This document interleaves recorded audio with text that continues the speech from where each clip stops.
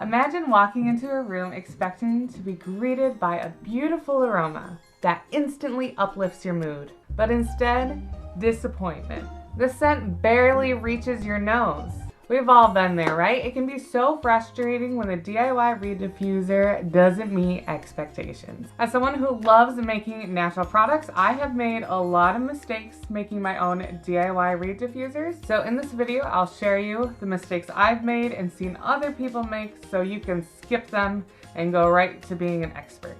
Let's dive in. First, you'll want to avoid using too many reeds in your reed diffuser. More reeds does not equal a stronger smell. Well, it does, but that stronger smell is not going to last very long. All those extra reeds are going to absorb that base liquid, send it in the air, and then you'll be all out of beautiful aroma. You'll have to refresh it right away. I like to use about 5 reed pieces when I'm making my DIY reed diffusers for a perfect balance.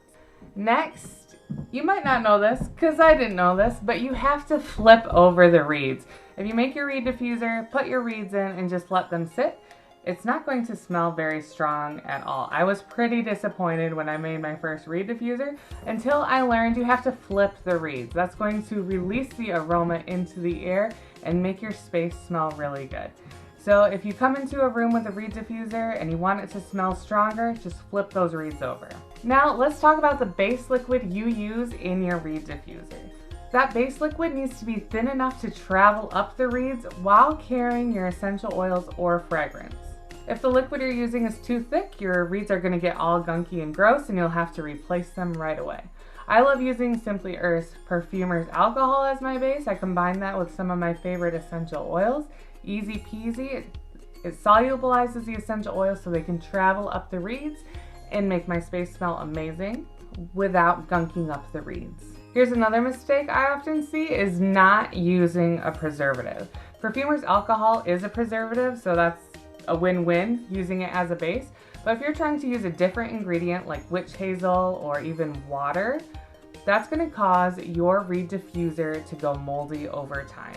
That's because the preservative used in the witch hazel isn't meant for a reed diffuser. Plus, witch hazel has a musky smell that I don't like in my reed diffusers. And water is gonna get moldy because it's water. It's where microbes want to live. So if you want to use water in a reed diffuser, you'll need to use a preservative, and you'll also need a solubilizer to mix the essential oils in with the water. Otherwise, they'll just float on top and gunk up the reeds. If you want to incorporate a preservative into your reed diffuser, I recommend using GeoGuard ECT because it's really easy to use. The simplest option, just use Perfumer's alcohol. And finally, using the wrong container. You'll want your container to have a narrow neck. That's going to help trap the liquid in and keep it from evaporating too quickly. It also holds the reeds in a nicer way. If you use a wide-necked bottle, the base liquid is going to evaporate out really quickly and you'll be refreshing your reed diffuser all the time. By avoiding these mistakes and following these best practices, your reed diffusers are going to turn out amazing. But that's not all. I have an amazing DIY reed diffuser cheat sheet linked in the description box of this video that walks you through everything you need to know to make your own DIY reed diffusers, including some amazing recipes. Check out my playlist of DIY reed diffuser videos to become an expert DIY reed diffuser maker.